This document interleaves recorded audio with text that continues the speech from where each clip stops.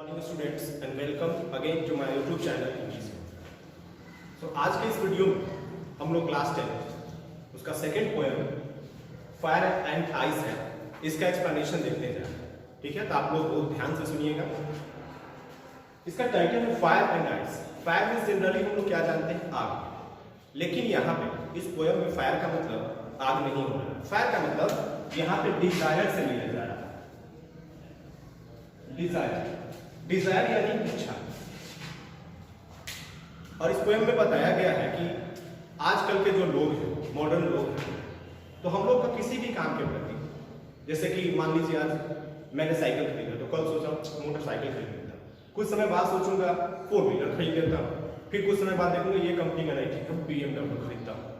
और कैसे खरीदूं, उसके खरीदने के वजह से, कहने का मतलब ये तो मैं एक एग्जांपल दे रहा हूँ, मतलब धीरे धीरे मनुष्य की इच्छा बढ़ती जा रही है और बढ़ते बढ़ते वो लालच का रूप ले रही है, यानी लोग ग्रेडी होते जा रहे हैं, उनमें लालच बढ़ते जा रहा है। ठीक है, तो इस पोएम में बताया गया कि कैसे इसके वजह से, यानी अत्यधिक लालच बढ़ने के वजह से, यानी फायर के वजह से आज दुनिया अंत होने के कगार पे है या उसके वजह से अंत हो जाए।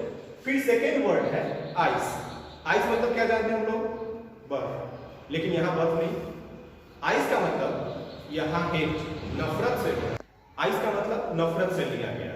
मतलब जिस तरह हम लोग देखें कि फायर यानी लालच बहुत ज्यादा बढ़ने से भी दुनिया तबाह हो सकती है, उसी प्रकार से हेट, आइस यानी हेट, नफरत, जेलस। आजकल लोग अपना काम और दूसरे पे ज्यादा ध्यान देते हैं। कोई कुछ बन गया, कोई विकास कर गया तो लोग जेलस में पड़ जाते हैं। लोग एक दूसरे से नफरत इतने ज्यादा, बहुत ज्यादा करने लगे हैं और ये इतना ज्यादा बढ़ते जा रहा है, कहने का मतलब it is increasing by leaps and bounds, और ये बहुत तेजी से बढ़ता जा रहा है और इस पे कोई लगाम नहीं है। As like it became unbridled horse, मतलब ये बिना लगाम के घोड़े की तरह हो गया। लोग अपना काम और दूसरे पे ज्यादा ध्यान देते हैं, वो ऐसा कर लिया, वो कर लिया, वो ये बन गया, मेरा कुछ नहीं है।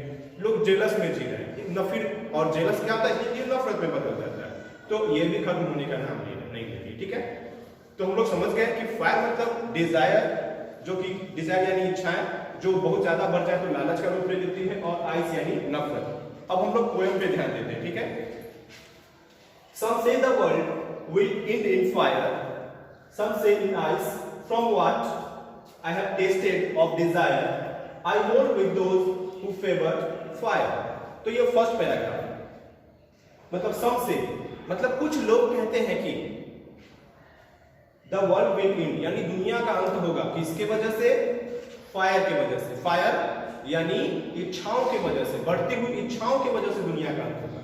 तो फिर कुछ लोग कहते हैं नहीं भाई, सम से इन आइस यानी इस दुनिया का अंत किससे होगा, आइस की वजह से, मतलब हेट यानी नफरत के वजह से। ठीक है, लेकिन पोएट ये जो रॉबर्ट फ्रॉस्ट है वो यहाँ पे अपना विचार दे रहे हैं। वो बताते हैं कि अभी तक अपने लाइफ में जो मैंने एक्सपीरियंस किया, जो मैंने डिजायर को समझा, ठीक है, किसको समझा, डिजायर को, जिसके लिए यहाँ फायर लिया गया है। मतलब मैंने अभी तक अपनी लाइफ में जितना डिजायर के बारे में जान सका या जितना मैंने एक्सपीरियंस रहा, तो मेरा लगता है कि जो लोग फायर के फेवर में है, जो लोग फायर के फेवर में है, मतलब जिन लोग का ऐसा मानना है कि फायर की वजह से, डिजायर की वजह से दुनिया का अंत होगा, तो मैं भी उसी के साथ, मतलब मेरा मत भी है कि फायर के वजह से ही दुनिया का अंत होगा। ठीक है, ये रहा हमारा पहला पैराग्राफ। आई होप आपको ये अच्छे से समझ में आया होगा। नेक्स्ट पैराग्राफ हम लोग देखते हैं। But if it had to be perish twice, एक वर्ड आ रहा है पेरिस। ठीक है, आप लोग ध्यान दीजिएगा, पेरिस यानी डाई, मर जाना, पेरिस यानी मर जाना, नष्ट हो जाना, समाप्त हो जाना। ठीक है, बट इफ इट हैड, यहाँ पे इट किसके लिए लिया गया है स्टूडेंट, इट यहाँ पे लिया गया है आपका वर्ल्ड के लिए यानी दुनिया के लिए। But if it had to perish twice, लेकिन कभी बताते हैं, लेकिन यदि दुनिया को 2 बार समाप्त होना होगा, कितनी बार, यदि 2 बार समाप्त होना होगा, तो I think I know enough of it to say that for destruction is also great and would suffice. तो यहाँ पे कवि बता रहे हैं कि लेकिन यदि दुनिया को 2 बार खत्म होना होगा, तो जितना मैं हेट के बारे में यानी आइस के बारे में जानता हूं कि यह डिस्ट्रक्शन के लिए यानी विनाश के लिए, दुनिया का अंत के लिए, यह जो आइस है यह ग्रेट यानी काफी महत्वपूर्ण भूमिका निभाएगी। कहने का मतलब दुनिया का अंत करने के लिए आइस भी सफाइस होगी, ठीक है, मतलब काफी होगी। हम लोग एक बार फिर से जरा इसका शॉर्ट में एक्सप्लेनेशन देख रहे हैं ऊपर से फर्स्ट पैराग्राफ से, कि कुछ लोग कहते हैं कि धरती का फायर की वजह से होगा, यानी छांव की वजह से होगा। कुछ लोग कहते हैं नहीं भाई, कुछ लोग कहते हैं कि नहीं भाई, हमारी धरती का फायर की वजह से नहीं, डिजायर की वजह से नहीं, बल्कि आइस की वजह से, नफरत की वजह से होगा। लेकिन कभी वैसा बताते हैं कि जहां तक मेरा एक्सपीरियंस है, लेकिन कभी बताते हैं कि अभी तक मैंने जितना फायर को जाना है, मेरे अनुसार से जो लोग कहते हैं कि फायर की वजह से दुनिया का अंत होगा, तो भाई मैं भी उसी के साथ हूं, मतलब मेरा मत भी वही। फिर कभी बताता है यदि दुनिया को 2 बार अंत होना, यदि दुनिया को 2 बार समाप्त होना हो, तो जितना मैं हेट के बारे में, आइस के बारे में जानता हूं, वह इस पृथ्वी का विनाश के लिए, उसको नष्ट होने के लिए काफी बड़ी है, मतलब वो भी एक महत्वपूर्ण भूमिका निभाएगी और वो काफी है, ठीक है। और ये लिखा गया है रॉबर्ट फ्रॉस्ट के द्वारा। अब हम लोग इस पोएम का कुछ राइम स्कीम देख रहे हैं।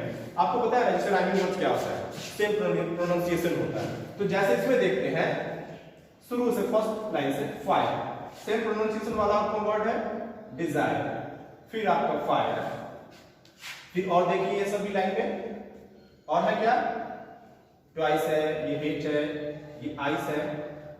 तो इस तरह का कोई वर्ड नहीं है, ठीक है। फिर तो इसको हम लोग एक कैटेगरी का है, तो सबको एक कैटेगरी का है। उसके बाद ये बच रहा है आइस, इसको बी कर देते हैं। अब देखते हैं सेम प्रोनाउंसिएशन वाला इसका कोई वर्ड है क्या? यस, ट्वाइस, ये भी आपका बी हो गया, ठीक है। फिर उसके बाद ट्वाइस है, फिर आइस, ये आपका बी है, फिर उसके बाद सफाइस, ये भी आपका क्या हो गया? बी हो गया। मतलब एक कैटेगरी का जो वर्ड होता है उसको हम लोग एक साथ देखते हैं। फिर आगे देखते हैं क्या सब हो गया, ये हेट, अब हम लोग इसको सी लिखते हैं। फिर ऊपर तो सब हो चुका है, इसके बाद यस ये बच रहा है, तो इसको भी हम लोग सी लिख देंगे। अगर हम लोग अब ये पूछा जाएगा कि इस पोएम का राइम स्कीम क्या होगा, तो हम लोग क्या लिखेंगे? सीरियली वाइज जो आया, जैसे पहले ए आया, तो इसका राइम स्कीम हो गया हमारा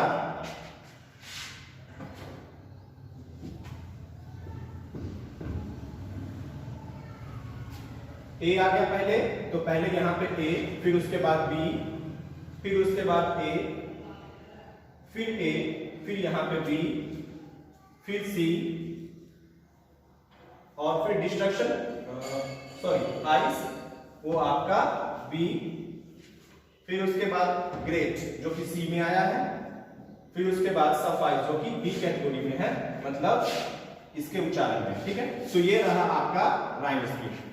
आई होप आपको ये अच्छे समझ में आया होगा, राइम स्कीम में कोई कंफ्यूजन नहीं होगा, चैप्टर भी अच्छे समझ में आया होगा। So students, please like, share and subscribe my YouTube channel and also press the bell icon to get very fast my all videos. Okay? Thank you.